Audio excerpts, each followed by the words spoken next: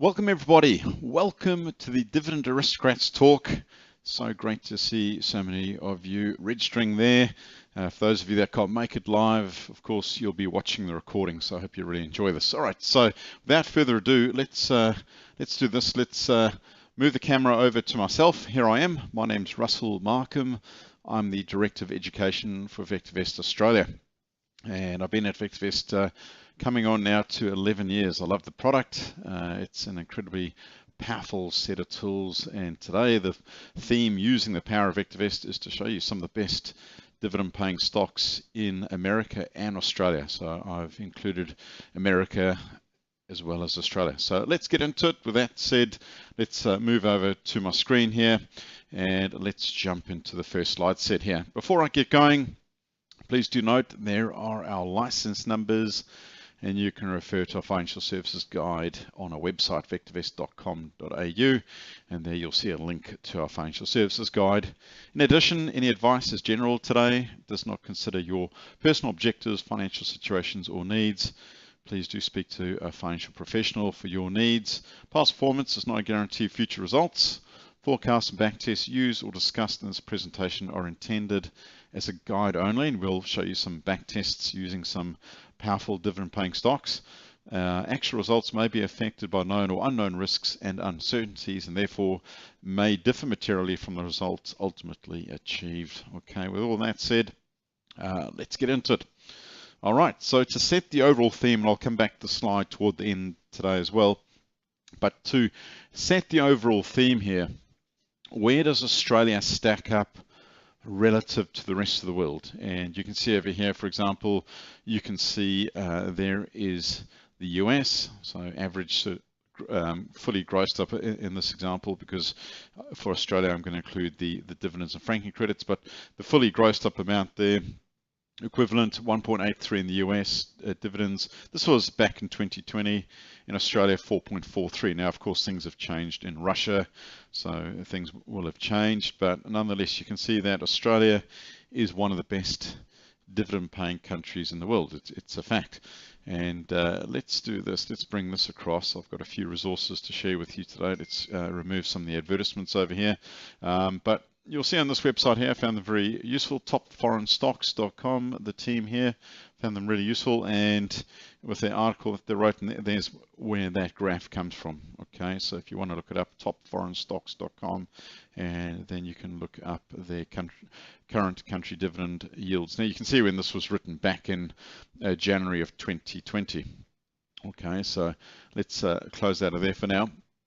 And so the overall theme is pretty powerful. Let's make use of those powerful Australian dividends. All right. Now, to set the theme and to continue it further, what I must point out here is that the whole concept behind Dividend Aristocrats, was effectively born in the US. All right, so to become a Dividend Aristocrat, you needed to meet some very particular requirements, and I'll cover that shortly. Referring to the US to begin with, Mortimer and Page through the Guinness-Atkinson funds. You can Google them up. In fact, I've got the link here today for us. So let's just go and find the report I'm referring to here. So here it is here. And if I zoom out a bit, Why Dividends Matter by Dr. Ian Mortimer and Matthew Page. Initially, they were physicists, trained physicists, doctorates in physics, and went on to become fund managers, gifted with mathematics. But what is very interesting with this report, and the reason why I'm referring to this here, let's just zoom it out a tad. We'll jump to my slide. Probably my slide makes it a little bit easier to see. But this is what they effectively are referring to in the US. So they've gone back over 30 years. You'll see there in the report there. The report went back a fair lick in time. Where exactly was it? You'll see over here, investors seem to be rediscovering the power of dividends, and they went on to state their case. And they did this analysis. Let's see, where was it now? The analysis between 72 and 2010. So a lot of years there for their analysis, and this is what they noted. Dividend growers and initiators on average return 9.6% a year. since 71 to 2010 versus the S&P 500 index, which did 7.3. So straight away, you can see that companies that are paying dividends and growing their dividends are companies, on average, that have outperformed the S&P 500 index. Now, when you think about it, and let's move the slide over here for extra effect, back camera onto me. But when you think about it, if you are buying into a company that's looking to increase its dividends year in and year out, what do you think that tells you about a company's financial performance, or at least what the directors think?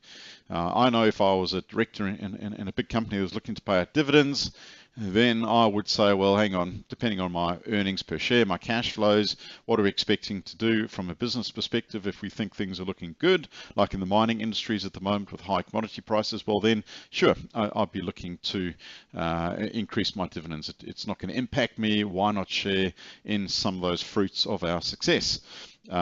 If, on the other hand, I think my company is going to be struggling, I think earnings are going to be falling, I might tighten up my dividends. All right, so just moving across back onto the slide set here. And that's effectively what drives it. I mean, companies that continue to increase their dividends are typically companies that are more financially robust, and there's no surprises there to see that they outperform the S&P 500 index. All right, then there's all dividend paying stocks. These are companies that pay a dividend, they still outperform the index. Dividend payers with no change in dividends, even the ones that remain static in time, pretty much just marginally outperformed. And then this was very telling. Dividend cutters or eliminators. Companies reducing or cutting their dividends altogether. What do you think that tells you about the board's outlook on where they're headed, right? You'd only cut dividends typically to save costs. There might be a good reason for it, but often there's the reason is not a good reason. All right, so not surprised there to see that they underperform the index. And then non-dividend paying stocks way underperformed the index. So all the more reason to consider those consistent dividend paying stocks. All right, so very interesting. Let's move on here. So let's define what a dividend aristocrat is. What are dividend aristocrats? And we'll run some analysis for the US, and then we'll switch over to Australia. All right, so to quote there from Investopedia, a dividend aristocrat is a company in the S&P 500 index that not only consistently pays dividend to shareholders, but annually increases the size of its payout. That's important. You must continually increase it. A company will be considered a dividend aristocrat if it raises its dividend consistently for at least 25 years. That's a long period of time. All right, so anyway, it goes on to say that there's some other factors in there that some people look at in order for it to make a dividend aristocrat rating, and that is a market capitalization. This is Investopedia, so US site there. Of course, they spell capitalization with a Z, but I'm quoting them here. Capitalization in excess of $3 billion. All right, that's US dollars. Okay. All right, so sets a general theme. You know, it must meet a certain size. It must consistently pay out a dividend year in, year out, increasing that dividend for at least 25 years, and it must be in the S&P 500 index. Those are the three key drivers. So let's have a look. All right, well, all very well to tell me that, you know, you've got this great concept behind dividend aristocrats, and, you know, sure, effectively, we've seen through the Atkinson Fund there, some of the research that's been done there, that dividend payers outperform the market. But just because you outperform the market, it doesn't necessarily mean you're going to get the best returns. We need more evidence of this. Well, let's have a look. Here is an index here that tracks the dividend aristocrats relative to the S&P 500. So you can see over the years, you can see, well, it wasn't just a flash in the pan. It has consistently outperformed. So it builds more of a case there. All right, let's go on a bit more. Performance of dividend aristocrats versus the S&P 500. All right, so here's a slide shot here, and you can see the S&P 500 in recent years. Dividend aristocrats, you can see it really took off from about 210 onwards. Really took off from about 210 onwards. So the evidence is there. The evidence is there that those consistent dividend payers, those dividend aristocrats, are holding up pretty well over the years. So a few of you might be saying, well, you know, how exactly do I track this index? You can't just simply go out and buy the index. Well, perhaps you could, but you'd have to buy quite a fair chunk of shares, and not all of us would be prepared to do that. Well, fortunately, there is an ETF out there. Ticker code there's NOBL in the US. All right, and that's a ticker code, and this is how it has performed. The blue line here is the dividends. So you can see, yes, the dividends have been consistently going up. I could only pull it back to 214 because I believe it's been in place since around about 214. Okay, so it's certainly doing its job from a dividend paying perspective. Those dividends are coming up higher and higher. It's about 2% yield on average.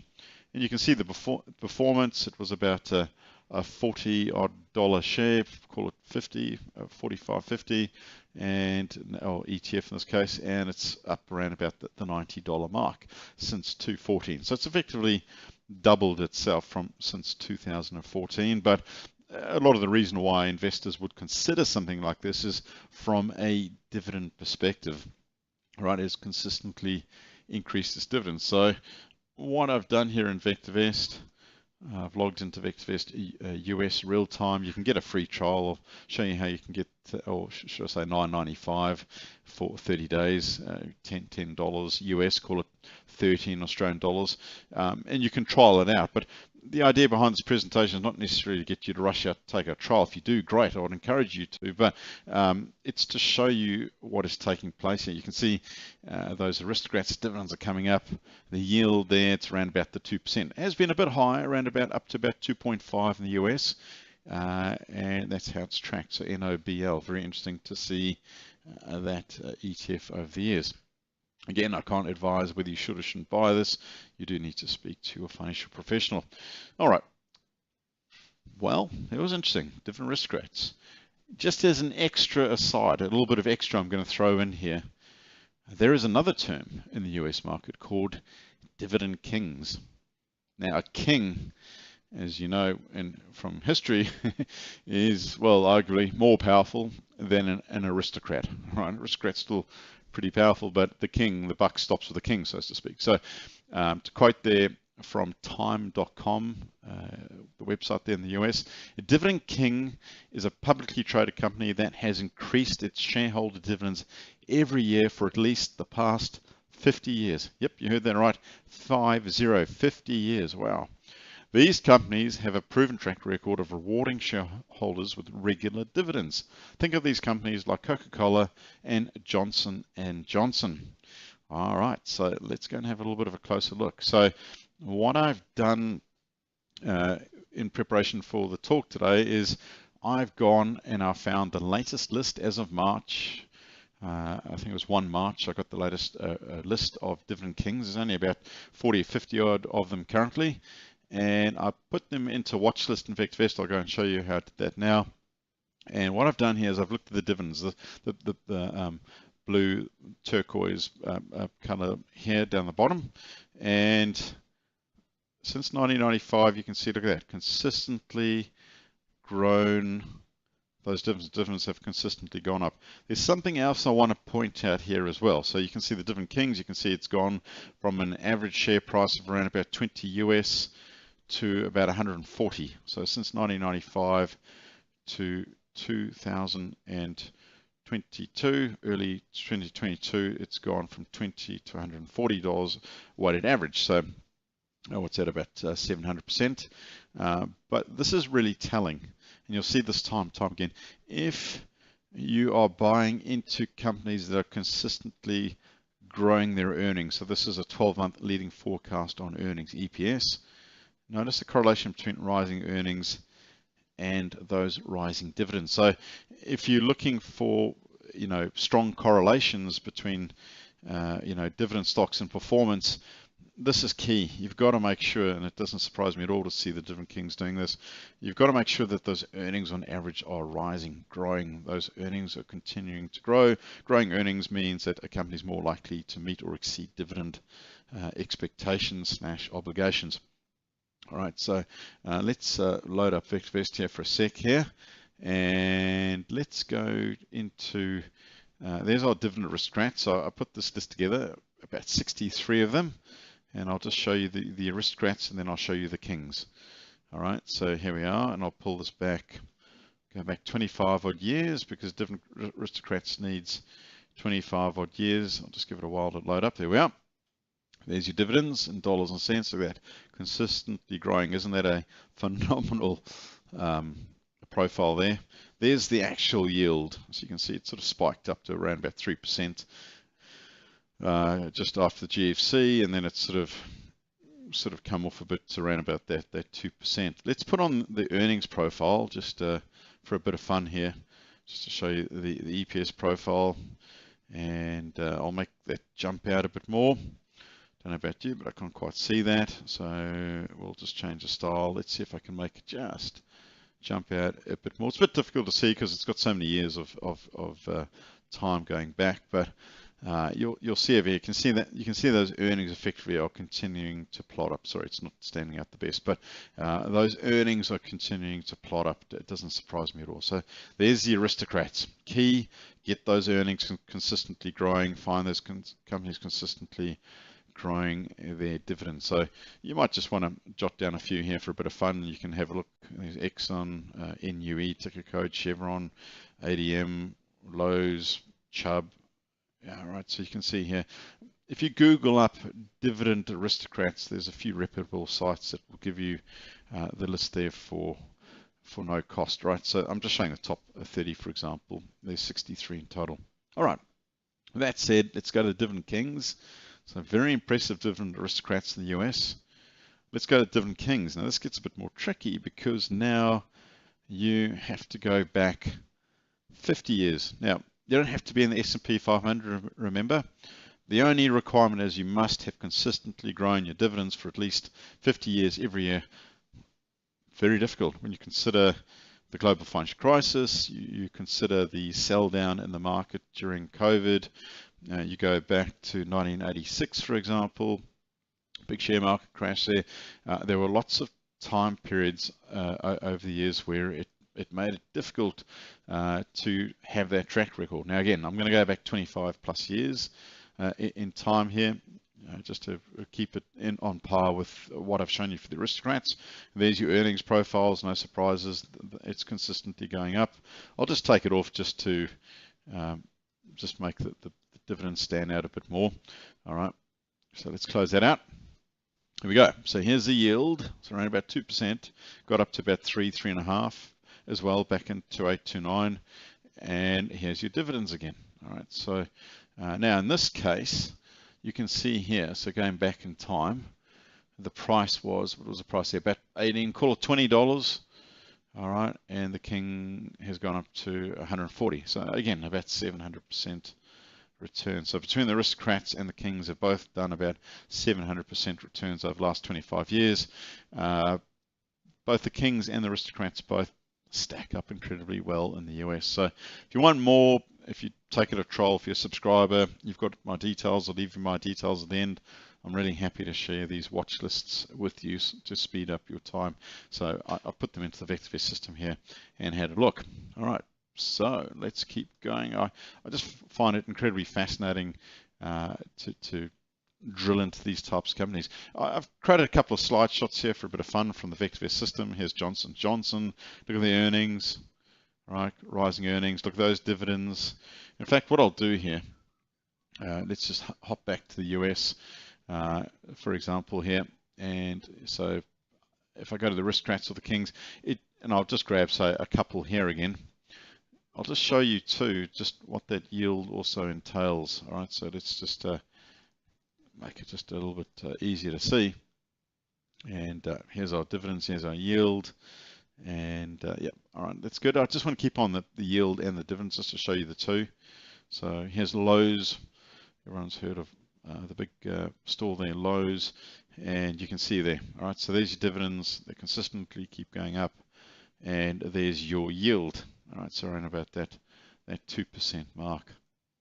All right, so the yield is just simply the, now we only started tracking that from about 213, but I can rest assured it is tracking up. A bit of an abnormal sort of thing here, but you can see on average over there over the last 25 years. All right, but just giving you an idea behind the yield in play. All right, so in the States, typically it's around about that 2 to 3% mark, probably closer to the 2% I'm finding on the Kings and the Aristocrats. All right, so there's Johnson Johnson. All right, Becton Dickin over there. You might not have heard that in the States, a big healthcare provider company, medical supplier, and you can see their earnings going up. Look at those dividends. All right, and Granger, WW. GWW's ticker code, retail, building products. I guess there's always demand for building, is there not? Population sizes continue to grow. There's always going to be a demand, and if you're good in your industry, well, I guess it just follows that you're going to be able to keep doing well if you're well managed and continue to pay out those dividends. So there's just a couple there for you to consider. Again, I can't tell you whether they are suitable for you or not. All right, so Dividend Aristocrats in Australia. So after the detailed look there in America, well, is there or are there Dividend Aristocrats in Australia? And let's just put the camera back here for more effect. All right, so no, there is no true Dividend Aristocrats in Australia if I were to look at the US definition. The US definition says you've got to be in the S&P 500. So our equivalent would probably be the ASX 100 or the ASX 200. The next part of the definition is that the dividends must have risen consistently for the last 25 years. Now, I don't know about you, but I've gone back in time and I've looked at all of our companies. I cannot find any that have consistently grown their dividends every year consistently for 25 years. I found a handful at around about the 10 to 13 year mark. So those are the ones I'm going to pick on today. But the recent COVID market sell down took out one or two that would have been in for the running. Okay, so you know, but it's not to say that that the Australian market's not worth considering. It absolutely is worth considering, because why? Coming back to that slide, have I brought it up in here? Let's make sure. Just here, if I just come to this one, because of this, we are a very high dividend yielding nation relative to the US. So although I might not get a 25-year consistent increasing dividend payer, it's more than made up with the fact that I'm basically getting double the amount of dividends on average. Okay. Now, of course, it depends on the stock you're looking at. And you'll see, you know, here's Bloomberg, for example. They'll put out, this was done, I think, in July of 2021, so a couple of months back. And they'll give sort of an outlook as to, you know, what sectors and industries are looking to pay. This has changed quite a bit since, no doubt, because energy now with, well, I guess it depends what part of the energy companies you're looking at, but certainly energy companies involved in exporting oil, for example, are probably going to be in a position now to pay dividends because they've turned their fortunes around, sadly, because of what's going on out there. But having said that, you know, materials, financials, industrials, consumer discretionary, this was July last year, snapshot there for Bloomberg in terms of who are going to be the best dividend payers, at least the forecast, the estimates at that point. Okay, so moving along here, what I've done here is I've built as best I can, using the power of VectorVest, some of the best dividend paying stocks in Australia. So what I did is I went through carefully using the VectorVest tools to establish some of the best dividend payers out there that have consistently increased their dividends year in and year out. And I found that on average, a group of stocks since around about 2012, I've managed to get some pretty good results all the way through until early 2022. Prior to that, there was a bit of a dip. I had to rule out quite a few because of the COVID market sell down around about here. You can see where the market dipped, but this group held steady. Okay. So this was the earnings profile. So you can see on average, as those earnings rise, it drives up the average share price of those stocks in the portfolio. So started in around about here at about $6 or $7, and it's ended up coming to around about 20, 19 or 20, around about there since 2012. All right, so it's gone up, what, about 300% since 2012, these group of stocks. And if I come back over here, just so if you can see the one prior, so you can see that correlation between the dividends and the correlation between the earnings. Interesting over here, this period here, 290 to 220, that group of stocks on average didn't have a bit of a pullback in the earnings, but the earnings have come back with a vengeance, and perhaps that is one of the reasons why those dividend aristocrats continue to hold their dividend steady, because they anticipated that the setback in the earnings was only going to be temporary. All right, that's just a guess. I can't tell you the exact reason behind it. Nonetheless, let's bring this over. So this was the original Dividend Aristocrats that I built back in 2020, based on numerous reports out there, compiling it in addition to our analysis. So this was around about 290 and 220, and it was going along really well until COVID sell down. All right, so you'll see over here, if I just bring this here, so your yield is this line down the bottom here, and that's your dividend, and that's your earnings. Let's just keep the dividend on here for now. So if I pull it back here, let's go back all the way 15 odd years. You see over here, so that's why I said around about 212, because there was a bit of a pullback there, which kind of reset the process. This group of stocks were going really, really well from about 211, 212, all the way until here, 220, and then there was the COVID sell down, but it's come back with vengeance. So what I wanted to do here is I wanted to rule that out. So I went back to drawing board. I said, okay, well, let's revise it here in early 2022. Here's a list of the final selection, and let's bring up the watch list average. All right, so we'll go back here. I'll pull that back over time. Here we go. Now, from about there, 211, 212, I think that looks pretty good to me. You can see, yes, so the dividends are consistently growing. All right, so that's the dividends in dollars and cents. If you're interested in it from a yield perspective, it's around about 3%. Prior to that, it was around about 3.5%. This does not include the franking credits. So if you add those in, so in here in VectorVest, you can put in the interim as well as the final franking credits. So some companies pay 1 or 2 during the year, and then there's a final franking credit. So you can see they're about 70%, 72, 73% if you average the two here, franked. So you can cap sort of increase that up slightly. If I just bring out my calculator here, you can cap it up slightly, so it would be about 3.5 out of 0.7 times about 0.8. It's around about probably 3.8 to 4% fully grossed up. All right. So this does not include the interim and the final frank credits. And if I put that over time, you can see how it's sort of, changed over time. All right. And actually, as of current date, here, 8th of March, as of yesterday, it was actually 67 and 69. So call it, it's close to 4%. But you can see over the years, you can see that those franking credits have been pretty reasonable. Okay, there we are. That's that list. What do you think of that? So does it meet the true Dividend Aristocrats definition? No. There's not 25 years here. But it's not bad. It's not bad. It's from 212. So we've got a fair list there since 2012. Now, if there was one that was to stand out in terms of being an aristocrat, it's interesting because quite a few articles I'd read out there on the internet also mentioned this one, which I thought, oh, that's interesting. Had they been using VectorVest analysis, but of course they'd applied their own analysis. But you can see here, look at this one, Sol Patterson there. You can see from about 211, look at that. So 211, it's consistently being grown. Its dividends there. So from about, this one here is from about 211.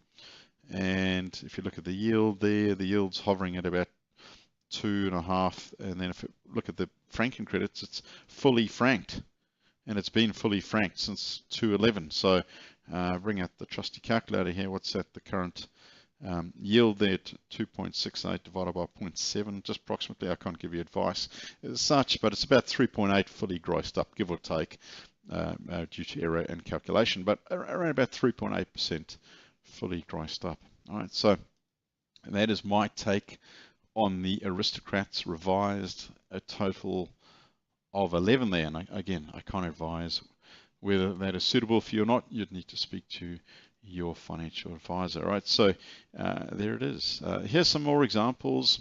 So just want to bring these up just to show you the correlations again. Here's your dividends paid, Sonic Healthcare, going back to 2.7. Sonic Healthcare was a pretty close contender too when you look at it. Look at those dividends, look at the earnings. Let's go back to our short list there on Sonic Healthcare. Let's graph this given one here and fire that one up. I'll just remove this line here and let's go back. I was doing some analysis on it the other day. I was looking at that pullback to see what I thought of it. But you can see here, it's about 30% franked over time. All right, both interim and final yield pretty strong there, currently at about 4%. So it's typically done around about that 4% mark. And there are your dividends.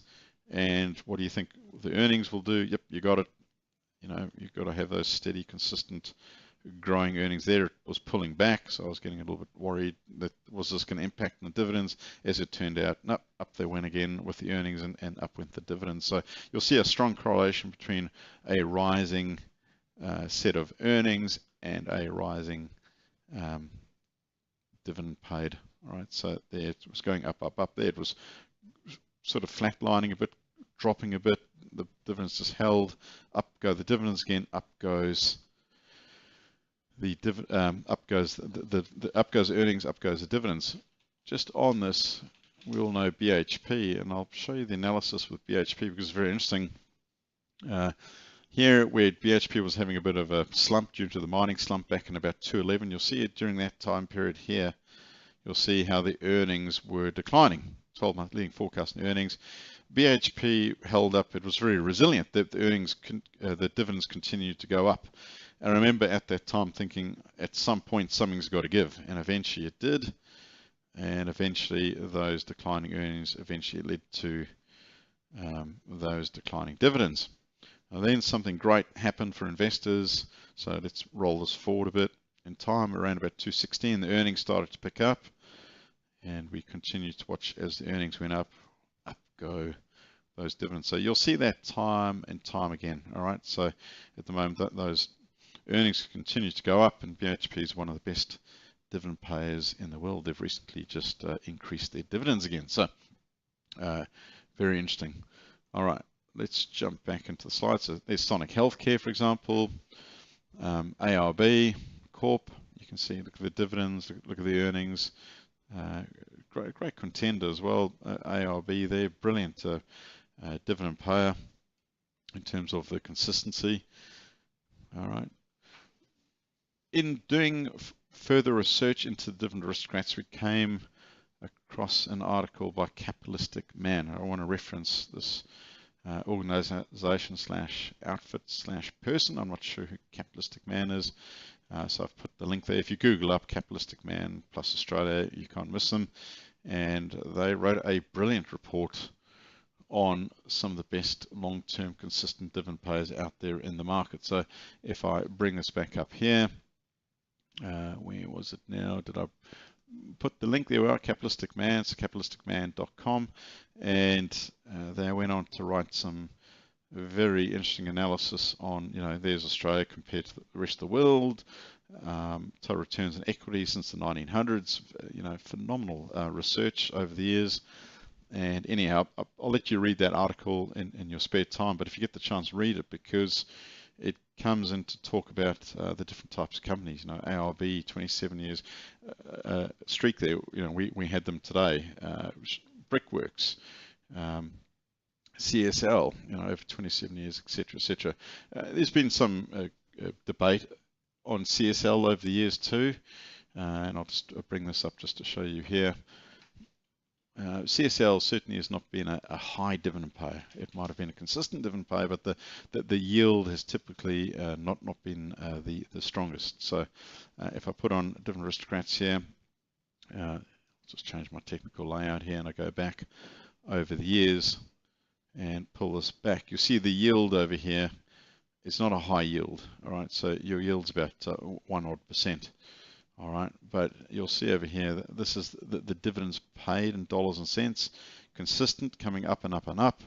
And you can see also that the earnings over there have consistently held up over the years too. All right, so yes, it's been a consistent dividend payer, I'll give it that. An excellent consistent dividend payer since around about 2011. There it dipped a bit, but it hasn't been the highest yield. It's certainly not a high yielding a percentage there at just over 1%. All right, so if you get a chance, read that article there. And the last thing I'll leave you with here is Dividend Aristocrats tracked portfolio in Australia. So what we do each and every day, we're not fund managers, we're not brokers. We build these portfolios, and our subscribers can log in each and every day and take a look and see what they think. And on here, if I go to our portfolios, in our portfolios, we track the enhanced Dividend Aristocrats. So here is what we've got currently. All right, AUI, Australian United Investments there, Brickworks and Premier Investments. Those are the only three currently being held in the portfolio that we track each and every day. It's not one that, you know, we're not a funds under management team, so we're not going to put money into this as such. So we certainly have subscribers looking and considering, and it's up to them as to whether they follow it or not. It's there for education purposes, and that's how it's been tracking. You can see it's up 151% since 2.7, and you can see the current three it's got in the portfolio there: 3.87, 3%, and 3.1. That does not include the franking credits, so I can then come in and add in the franking credits. You can put all that in and watch it there as well. All right, so you might want to consider, if you become a subscriber, if you are a subscriber, check it out every day. We track the Dividend Aristocrats. All right, so in wrapping it up, I hope you got a lot out of it. If you'd like to trial out VectorVest, I'll show you the website where you can take it a trial shortly. You'll get a 30-minute free consultation with one of our consultants to help you get the most out of the system. You can come along to our monthly online VectorVest investment gathering. We have an investment club. It's great value. It's free. It's all part of your subscription. We cover some very interesting topics. We have about 3 to 4 question and answer sessions a month, and we also have our weekly videos and essays, and I gave an example of one of the portfolios that we track each day. In addition, I want to bring this up as well, the VectorVest YouTube channel. So if you go to VectorVest Australia, type it in and click on our videos, you might have missed some of the previous videos that we've done recently. So we start off with Warren Buffett stocks. Well, in fact, we actually started with finding best stocks from around the world. We covered Warren Buffett stocks. We covered his nickel and new gold. We've covered green renewable energy stocks, and today Dividend Aristocrats. So you can go there and catch up there if you've missed any of those. All very great topics, all great topics. And you can also scroll through here and have a look at some of the other talks that we've given over the years. All right, so I'll leave you with that. VectorVest Australia, click and subscribe to our subscribers there. Click and like, get more followers. You know, spread the word. It's an amazing service there on offer. All right, so there you go. If you want to get hold of me, russellmarkham@vectorvest.com. You can email our support team, support@vectorvest.com, and this is our toll-free number. We're open until 2 p.m. Sydney time today, and then we'll open up again at 11 o'clock Sydney time tonight as we take care of the Northern Hemisphere for support. And we'll stay all the way through the night until 2 p.m. Sydney time the next morning. All right, so the last thing I'll leave you with, and I'll just bring it over now. Let's just type this into Google, vectorvest.com.au. I'll show you where you can take it a trial. If you don't want to call our support team, vectorvest.com.au. and you click there, risk-free trial. We also have a blog, so you can also click on our blog should you choose, and there we are. We listed the green renewable replay, a couple of replays here, and you can certainly go and read lots and lots of great content on there as well, on the older posts. All right, so I'll leave it there. I'll come back to, yeah, actually I'll leave it on that one there. So if you want to get hold of us, there it is. Don't forget www.vectorvest.com.au is the web page. I hope you got a lot out of it. Dividend Aristocrats. We come pretty close in Australia, not quite the true definition for the US. Let's put it onto here for a sec here. Not quite the definition of the US, but we've got a couple there that are getting pretty close. Dividend Kings, no, we're nowhere near to the US for Dividend Kings, but our franking credits certainly make up for the fact that we don't have necessary Dividend Aristocrats or Dividend Kings in Australia, but we certainly have the power of franking credits, so we effectively can get a much higher dividend yield on average. All right, so I hope you got a lot out of it. Let's move to the final slide. Thanks for coming along. Keep a lookout on YouTube and on the emails that go out. I've got another new exciting series coming up, another 5-part talk coming up, and one of the talks is going to be designed to build a great watch list. I'm going to show you how to build some amazing watch lists from around the world. I can't wait to give that talk. We've also going to be talking about flight and travel stocks as the tourism industry starts to get back into gear again and going after the COVID sort of setback. So we've got one of those talks coming up. We've just got so many exciting talks coming up. Stay tuned until we kick off the next series for our subscribers. We'll see you at the next Q&A session on the 16th of March. We've also got an exciting talk with Dr. Bill Dodd on the 24th of March on ETFs. And don't forget, we've got our online investment club on the 26th of March as well. All right. Thanks for your attention. Thanks for your time today. Have a great morning. Bye for now.